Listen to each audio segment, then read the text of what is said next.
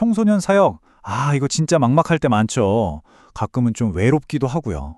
근데 여러분, 이 귀한 길을 걷고 계신 분들 절대 혼자가 아니에요. 그래서 오늘 우리가 어떻게 하면 지치지 않고 좀 더 효과적으로 사역할 수 있을지 그 핵심만 쏙쏙 뽑아서 같이 한번 정리해 보려고 합니다. 자, 시작부터 아주 강력한 문장이죠? 청소년은 미래가 아니라 현재다. 우리가 보통 청소년들한테 뭐라고 하죠? 너희는 교회의 미래야. 뭐 맞는 말인데 가만 생각해보면 그 말 안에 너희는 아직 좀 부족해 이런 뉘앙스가 숨어 있을 수 있다는 거죠. 바로 그 생각을 깨는 거예요. 청소년은 그냥 먼 미래의 누군가가 아니라 바로 지금 여기서 우리랑 같이 교회를 만들어가고 있는 정말 소중한 현재라는 겁니다.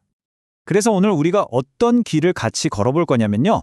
바로 이 5단계입니다.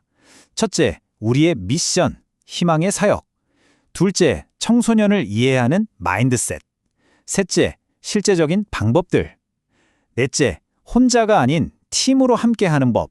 그리고 마지막으로 진짜 우리가 붙들어야 할 목표는 과연 무엇인가? 이렇게 쭉 따라가 보겠습니다.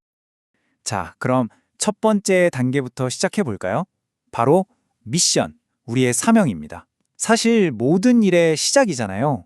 우리가 왜 이 일을 하고 있는가? 이 질문이 모든 것의 동력이 되어주죠. 청소년 사역의 본질이 뭐냐? 한마디로 희망을 심는 겁니다. 이게 그냥 주말에 프로그램 하나 잘 돌리는 그런 차원의 얘기가 절대 아니에요. 하나의 삶에 우리가 온전히 마음을 쏟는 것. 그게 결국에는요, 우리 교회 전체를 살리고 더 크게는 이 사회의 미래를 밝히는 일이 될 수 있다는 거죠. 와, 정말 거대한 비전 아닌가요? 우리의 사명은 바로 이 지점에서 시작되어야 합니다. 자, 왜 해야 하는지 그 뜨거운 마음을 확인했다면 이제는 누구를 위한 것인지로 넘어가 봐야겠죠. 우리가 섬겨야 할 바로 그 주인공들, 청소년들을 이해하는 마인드셋에 대한 이야기입니다.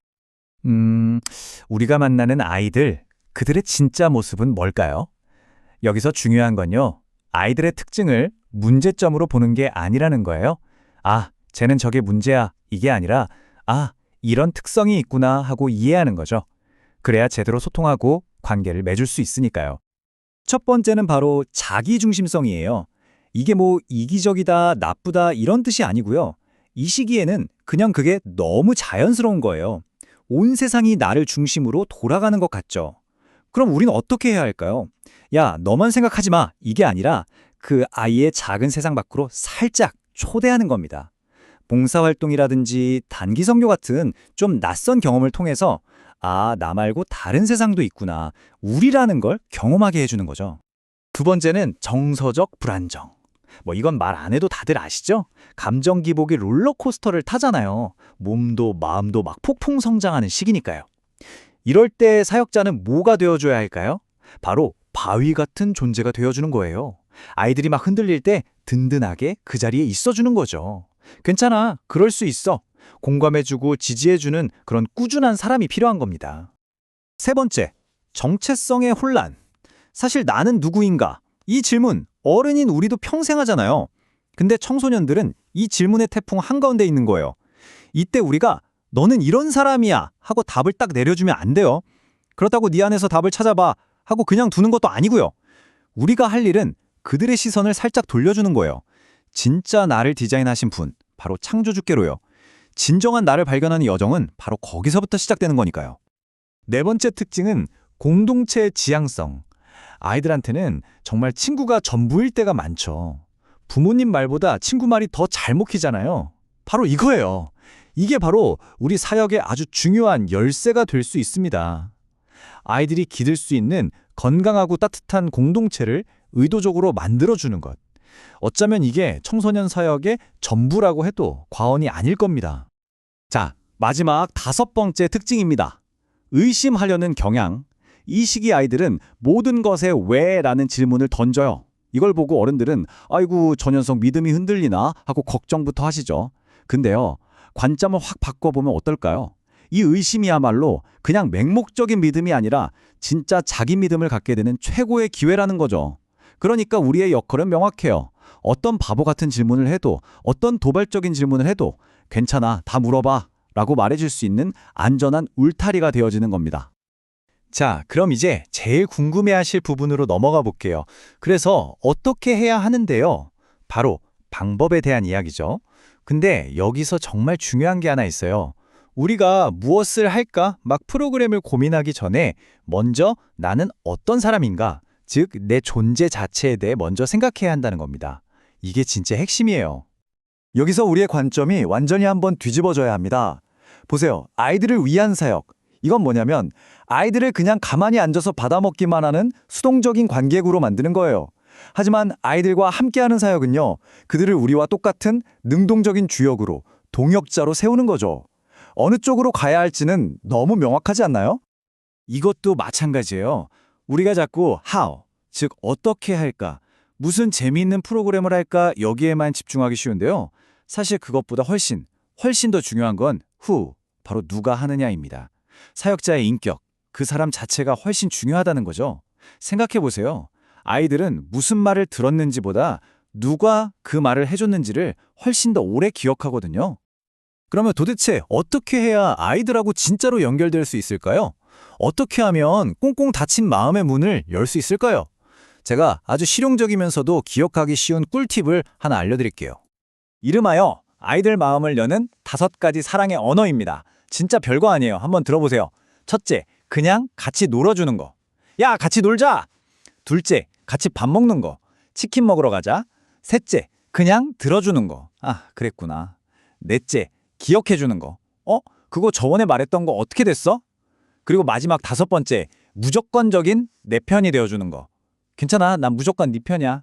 진짜 간단하죠? 근데 이 사소한 것들이 아이들과의 신뢰를 쌓는 가장 강력한 무기가 됩니다. 특히 설교하시는 분들, 이 비유가 정말 큰 자유를 줄 거예요. 우리는 사람들의 반응을 막 이끌어내야 하는 크리에이터가 아니에요. 우리는 미술관의 큐레이터 같은 사람입니다. 큐레이터가 그림을 직접 그리나요? 아니죠. 이미 있는 명작을 사람들이 잘 감상할 수 있도록 도와주잖아요. 우리 역할도 똑같아요. 성경이라는 위대한 작품을 잘 설명하고 소개해주는 것. 내가 막 화려한 쇼를 만들어야 한다는 부담감, 이제 내려놔도 괜찮습니다. 자, 이제 시야를 확 넓혀볼 시간입니다. 왜냐하면 이 사역 절대 혼자 할 수 있는 게 아니거든요. 함께 가야 할 우리 팀에 대한 이야기입니다. 청소년 사역은 절대 슈퍼맨 사역자 한 명이 다 하는 게 아닙니다. 그래서는 절대 오래 못 가요. 반드시 이분들과 함께 팀을 이뤄야 합니다. 학생 리더들, 헌신적인 우리 선생님들, 그리고 아이들의 삶의 뿌리인 부모님.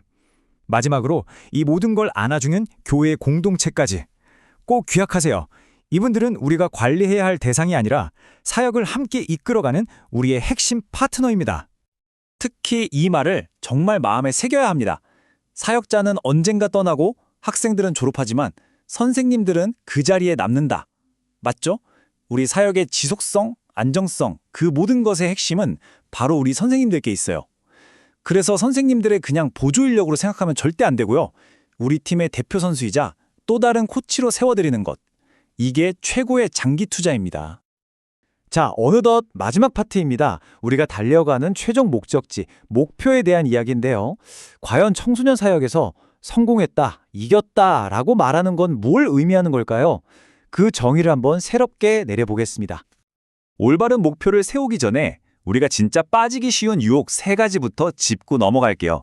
첫째, 은근히 다른 교회랑 비교하면서 그래도 우리가 더 낫지 하는 교만. 둘째, 아이들의 반응에 목숨 거는 거. 오늘 애들 반응 좋았나? 여기에 막 이리비리 하는 거죠. 셋째, 이건 나밖에 못해 하면서 모든 짐을 혼자 다 짊어지려는 마음. 이 중에서도 특히 저 2번째, 아이들 반응에 집착하는 거요.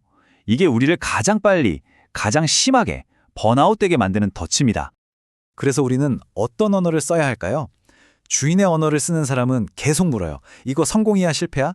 결과에만 집착하는 거죠. 하지만 청직의 언어를 쓰는 사람은 이렇게 묻습니다. 나는 오늘 나에게 맡겨진 일에 충실했는가? 와, 질문이 완전 다르죠? 이 관점 하나만 바꿔도 그 무거운 결과에 대한 부담감에서 완전히 자유로워질 수 있습니다. 오늘 이야기의 마무리는 우리 자신에게 던지는 하나의 질문으로 하고 싶습니다. 하루의 사역을 다 마치고 지쳐서 집에 돌아온 밤, 거울 앞에서 스스로에게 이렇게 묻는 거예요.